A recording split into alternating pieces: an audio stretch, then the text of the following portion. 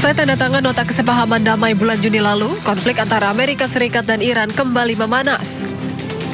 Iran mengecam Amerika Serikat atas dugaan rencana untuk menguasai Selat Hormuz dan merebut cadangan energi Iran. Penasihat militer pemimpin tertinggi Iran, Mohsen Rezai, memperingatkan bahwa setiap pengerahan militer AS di jalur perairan Selat Hormuz akan diserang Iran. الان آتش بحثی وجود نداره ولی حملات ما معنا داره مثلا کوریدور دوم رو به هیچ وجه ما اجازه نمیدیم در تنگه هرمز کوریدور دوم باز بشه حتی اگر ناو هم بیارن ناوشو میزنیم اگر نیروی نظامی هم بیارن میزنیم فعلا ما کشتی ها رو تهدید میکنیم که نرن خب خوشبختانه خیلی از کشتی ها تهدیدات ما رو گوش میکنن برمیگردن ما درگیر نمیشیم ولی بعضیا که معلومه کاملا آمریکایی‌ها بهشون فشار میارن اونا میان خب یه آسیبی بهشون وارد میشه خب خودشون برمیگردن. Sebelumnya, Presiden Amerika Serikat Donald Trump menyebut bahwa AS tidak akan membiarkan Iran mengambil kendali atas Selat Hormuz. Ia juga mengatakan Iran tidak akan boleh memungut biaya terkait penggunaan Selat Hormuz. Hal itu dikatakan Trump di Gedung Putih, Washington DC, Amerika Serikat pada Senin. Would Iran be willing to return to fully free navigation of the It has to be. I'm not going to let them charge. If anybody's going to charge, we'll charge. We're the one that has we have total control. You know, we have a thing called a blockade with his Navy. And that Navy is, they call it a wall of steel, the United States wall of steel. And no, there's not going to be charging. We're not talking about charging at all. There won't be charging. Sebelumnya, Trump sempat mengklaim bahwa Amerika Serikat dan Iran telah mencapai kesepakatan mengenai Selat Hormuz menjelang negosiasi pada hari Senin. Namun, Iran membantah adanya perbincangan antara Iran dan Amerika Serikat. Iran menyebut pembahasan rencana terkait Selat Hormuz dilakukan dengan Oman. Pasukan Israel membakar sejumlah kendaraan warga Palestina di desa Jalut, tepi barat. Mereka juga berupaya membakar rumah-rumah warga namun berhasil dihalau penduduk setempat.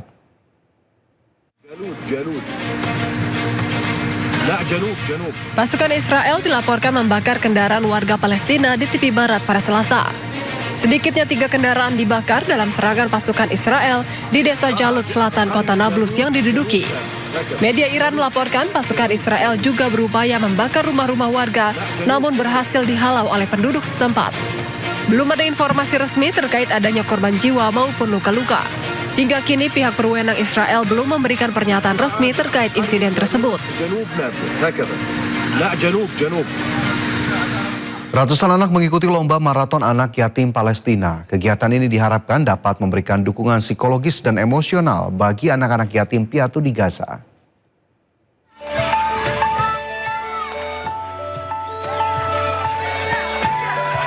Dengan mengenakan seragam olahraga, 100 anak yatim piatu di Khan Yunis, Gaza, antusias mengikuti lomba maraton.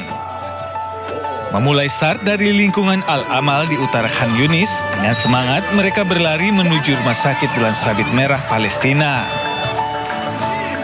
3 pelari tercepat memperoleh penghargaan berupa medali. Salah satu peserta termuda, Sarah Kanan, mengatakan bahwa lomba maraton ini memberikan anak-anak kesempatan untuk sejenak lepas dari trauma perang. اليوم احنا جينا نلعب نغير نلعب رياضة مع الفعالية جينا بباص جينا من مشوار بعيد يعني جينا من أبعد من الأهرامات كتير عشان نغير بس جو زهقنا من الخيمة وزهقنا من الحر وزهقنا من كل إشي في تربية المية والتكيات وزهقنا نفسنا نشوف هيك حياة حلوة ونرجع لجورنا. السلام عليكم ورحمة الله وبركاته. Lomba maraton ini diselenggarakan oleh pemerintah Kota Khan Yunis dan Yayasan Kemanusiaan Indonesia INH. Tagrid Abdullah, juru bicara media Yayasan Kemanusiaan Indonesia INH, menekankan pentingnya dukungan psikologis dan emosional bagi anak-anak yatim piatu di Gaza. لأنه فئة الأيتام هي الأشد احتياج هم اللي فقدوا العائلة وفقدوا الاحتضان وفقدوا حضن الأم أو الأب محتاجين أنه ندعمهم نفسيا ومعنويا ونركز على احتياجاتهم. Menurut sumber media Palestina, jumlah anak yatim piatu di Gaza telah meningkat dari 22.000 sebelum perang menjadi sekitar 40.000.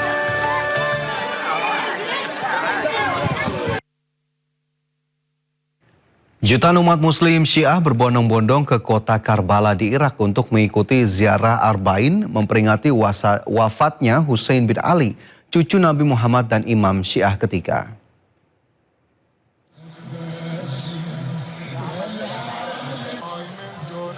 Para peziarah mengenakan pakaian hitam sambil membawa bendera dan spanduk membadati jalan menuju lokasi ziarah di kota Karbala, Irak. Para jemaah ini datang untuk melakukan ziarah Arba'in, sebuah peringatan besar ia menandai 40 hari setelah wafatnya Hussein bin Ali, cucu Nabi Muhammad sekaligus Imam Syiah ketiga. هاي الرسالة هي تورثناها من أجدادنا آبائنا اجت لنا وندزها أو نسلمها بيد أولادنا وأحفادنا. هاي رسالة الحق، رسالة الحسين ضحى بدمه وبعائلته في سبيل إحياء رسالة محمد وآل محمد. Media melaporkan jumlah peziarah dari luar Irak yang mengikuti Arba'in mencapai lebih dari 4 juta orang. Setiap tahun jutaan umat berjalan menuju Karbala, termasuk banyak yang menempuh perjalanan sekitar 80 km dari Najaf dengan berjalan kaki selama beberapa hari. Sementara pemerintah Irak mengerahkan pasukan keamanan gabungan untuk menjaga keamanan serta mengatur arus jutaan pengunjung. Pemirsa, Kedutaan Besar Iran tegas menyatakan negaranya tidak pernah memiliki dan mengembangkan senjata nuklir. Hal ini menanggapi pernyataan Presiden Prabowo Subianto sebelumnya yang menyebut Iran memiliki senjata nuklir. Dalam keterangan di akun media sosial, Kedubes Iran menegaskan Iran tidak pernah mengejar kepemilikan senjata nuklir dan tidak akan pernah melakukannya. Pasalnya Iran memiliki 3 patokan pengembangan nuklir, yakni fatwa pemimpin Iran mengharamkan senjata nuklir, senjata pemusnah massal tidak pernah memiliki tempat dalam doktrin pertahanan Iran, dan teknologi nuklir dimanfaatkan bagi kepentingan energi, kesehatan, dan penelitian. Dijalankan berada di pengawasan Badan Energi Atom Internasional.